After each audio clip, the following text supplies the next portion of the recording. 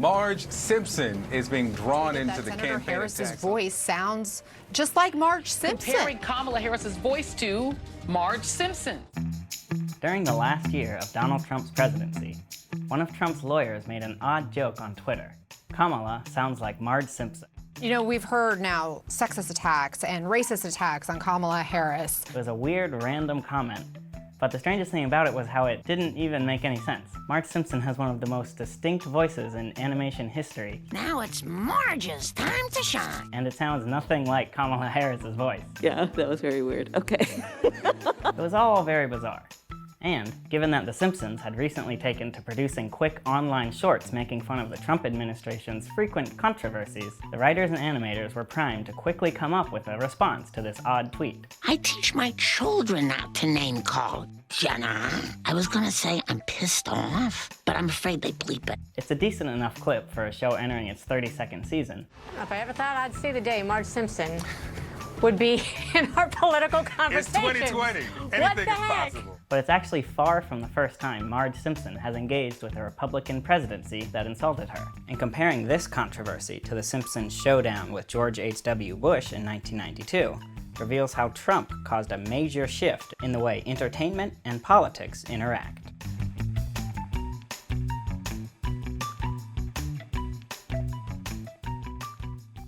The Simpsons has always been a series with a leftward bent. Show creator Matt Groening grew up in Portland, Oregon, after all. But to conservatives in the 90s, the most threatening thing about the early episodes of the show weren't the jokes making fun of Republicans, but simply the fact that Bart Simpson was such a bad influence on the otherwise innocent children of the Reagan-Bush era. He is rude, mischievous, and often in hot water. This time it is Bart's wisecracking t-shirts that are in trouble.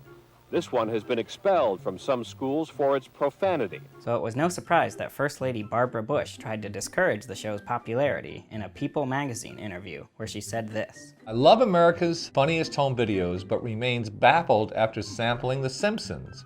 It was the dumbest thing I had ever seen, she says. That was the voice of Simpsons executive producer James L. Brooks, recalling the experience of his show getting singled out by the First Lady of the United States. And just like in 2020, the writers quickly came up with a response, this time in the form of a letter written from Marge to Barbara Bush. Ma'am, if we're the dumbest thing you ever saw, Washington must be a good deal different than what they teach me at the current events group at the church. And Bush actually responded. Please forgive a loose tongue. Warmly, Barbara Bush. P.S. Homer looks like a handsome fella. So from there, the Simpsons writers assumed that that was the end of it all. Until, of course, the president himself took their little feud one step further. We are going to keep on trying to strengthen the American family, to make American families a lot more like the Waltons and a lot less like the Simpsons. So after Bush's jab at the Simpsons, the show hastily put together another response and aired ahead of a season 3 rerun just a few days later. Here it is. A lot more like the Waltons and a lot less like the Simpsons. Huh? Hey, we're just like the Waltons. We're praying for an end to the Depression, too. Basically, President Bush was the establishment, and the freaky, avant-garde, yellow-skinned Simpsons were a thorn in the side of the establishment, rebelling against the traditional notions of the sweet, tepid family seen in countless corny sitcoms that preceded it. I understand why some people might be troubled by The Simpsons. A lot of TV families are very idealized, and The Simpsons are definitely not idealized. And while the Bushes and Republicans in general got a little bit more of the show's ire over the years, liberals weren't completely spared either. Mayor Quimby, for example, Springfield's fictional Democratic mayor, is basically a caricature of a corrupt Kennedy-esque politician. We will now hear suggestions for the disbursement of the $2 million. Don't you mean $3 million? Of course. The Simpsons writers back then prided themselves on doing something that's sort of frowned upon today, making fun of both sides. Hey, no one-termers. You too, huh? One perfect example of the show's dual-edged satire comes from one of the most blunt pieces of political commentary the show has ever done. It's in a season 5 episode where Bart gets a pet elephant that escapes and runs amok, and naturally crashes 2 political conventions.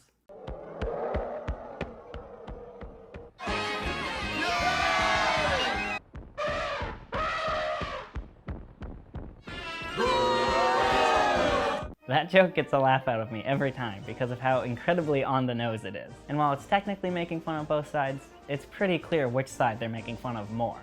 The RNC sign literally calls Republicans evil, whereas the DNC sign only says that they can't govern. But we hate life and ourselves is so fucking funny. Later in the 90s, the show did a whole episode about George Bush Sr. moving in next door to The Simpsons and getting in a feud with Homer and Bart. I'll ruin you like a Japanese banquet. I'll take your head and rubber chop. They also did plenty of gags making fun of Bill Clinton. Hey, Clinton, get back to work! Like me. With jokes like this, The Simpsons were engaging with the comedy tradition of shooting spitballs from the sidelines, holding people in power to account through satire, whether they were Republicans or Democrats. And while that is a somewhat common trope in comedy, it was an epic ongoing battle between the forces of f***ery and the forces of dumbassery, or, as they sometimes refer to themselves, Republicans and Democrats. Lots of critics don't like this kind of both sidesing, saying that one target is clearly more ripe for mockery than the other. But either way, in the years following the Clinton administration, the show's satirical lens got a bit more broad. Through all of George W. Bush's presidency, never once did they do any direct parodies of him, other than a callback to Homer's feud with Bush Sr. Here's me fighting with former President Bush. Me fighting with current President Bush. Other than that, Bush Jr. only ever got indirect mentions. Anything's possible with Commander Cuckoo Bananas in charge. And the same thing was true during Barack Obama's presidency. He never showed up on screen, and they only ever mentioned him a handful of times. No, I want to vote for Obama. 2 votes for McCain. And then comes President Donald Trump.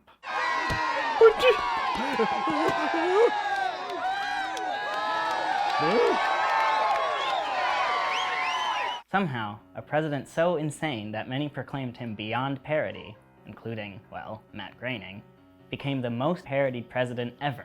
SNL remade itself in Alec Baldwin's image.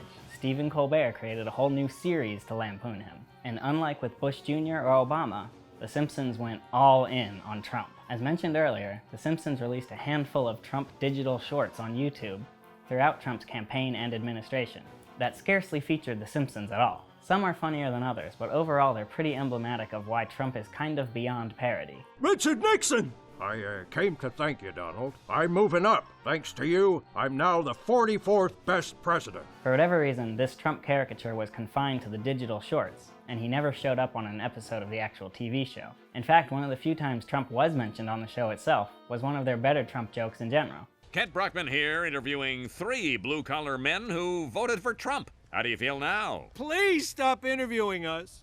Never. But the digital shorts were much less subtle. Huge bribe. There's never been a bigger one. I do the best bribes. And the most baffling of them all came in 2019. They shouldn't be in America. No one but me in America. No taxes for me in America. It's a musical sequence of AOC and the Squad chasing Trump around the White House. We're more American than your wife. She's not a big presence in my life. Then, a bunch of Democratic presidential candidates show up. Oh no, it's the Democratic candidates!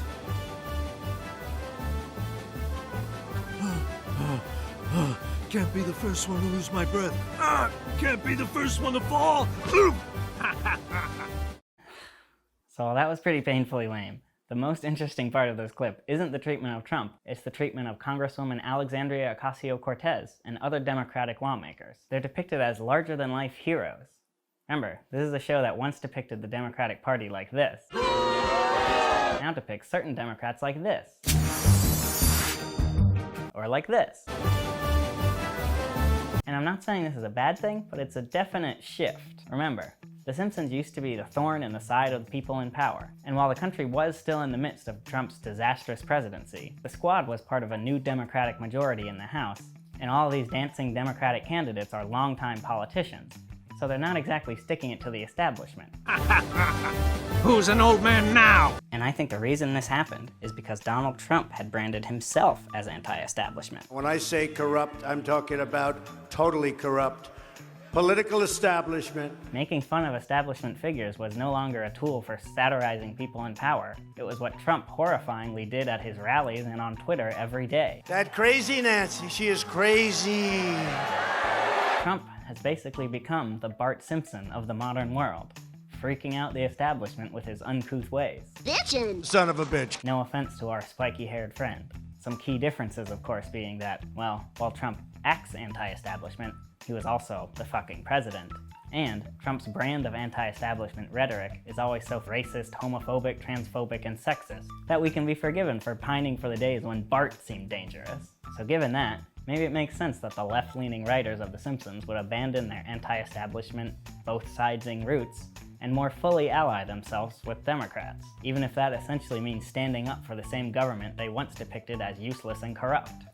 Which is what makes the whole Kamala sounds like Marge incident all the more wild. Back in the 90s, a Republican presidency lectured The Simpsons about decency. He's a lot more like the Waltons and a lot less like the Simpsons. In 2020, The Simpsons lecture a Republican presidency. I teach my children not to name call, Jenna.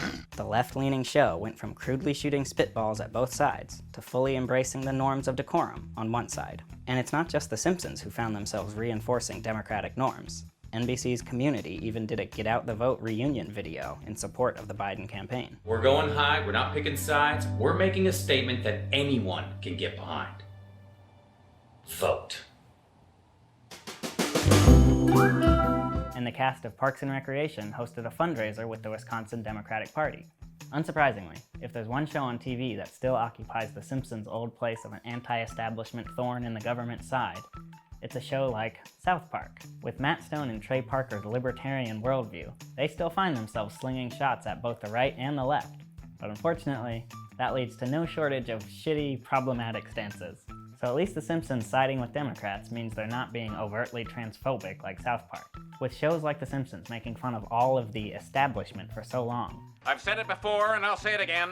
Democracy simply doesn't work. Does some of the blame for the vile anti-establishment attitudes we see today lie at their feet? I guess that's definitely an overstatement. But given people like Senator Ted Cruz, who voted to dispute the 2020 election results, loved The Simpsons, maybe the show hemming further to the left is something of a course correction for the writers. Ultimately, The Simpsons can do more as a voice for the people on the sidelines by actually listening to those voices, rather than just taking pot shots at both sides. This includes doing things like updating their voice cast to include more voice actors of color, like they thankfully finally did in season 32. And now that we're in the midst of Joe Biden's administration, it remains to be seen how and if they continue to satirize DC politics. Hey, what's so funny? Oh, Marge, grow up. So what do you think? Do you like the both sides humor, or do you think The Simpsons should hew even further to the left? And if you enjoyed this video, hit the subscribe button for more video analysis of our favorite family.